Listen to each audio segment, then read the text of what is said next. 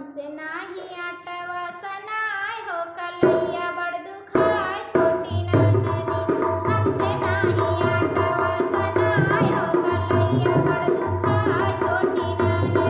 दुखाय छोटी ननदी दुखाय छोटी ननदी दुखाय छोटी ननदी। हमसे नाही आटवा सनाय हो कलैया बड़ दुखाय छोटी ननदी।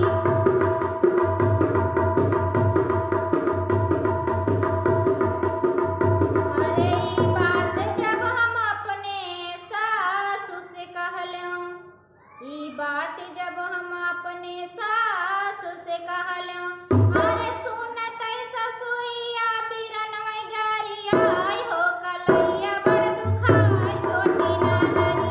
हमसे नाही आटवा सनाय हो कलैया बड़ दुखाय छोटी ननदी। दुखाय छोटी ननदी दुखाय छोटी ननदी दुखाय छोटी ननदी। हमसे नाही आटवा सनाय हो कलैया बड़ दुखाय छोटी ननदी। ई बात जब हम अपने जेठनिया से कहलौं, अरे ई बात जब हम अपने जेठनिया से कहलौं, अरे सुनतै जेठनिया दिही सया लगाय हो कलैया बड़ दुखाय छोटी ननदी। हमसे नाही आटवा सनाय हो कलैया बड़ दुखाय छोटी ननदी।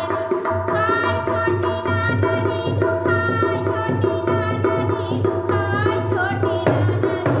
हमसे नाही आटवा सनाय हो कलैया बड़ दुखाय छोटी ननदी।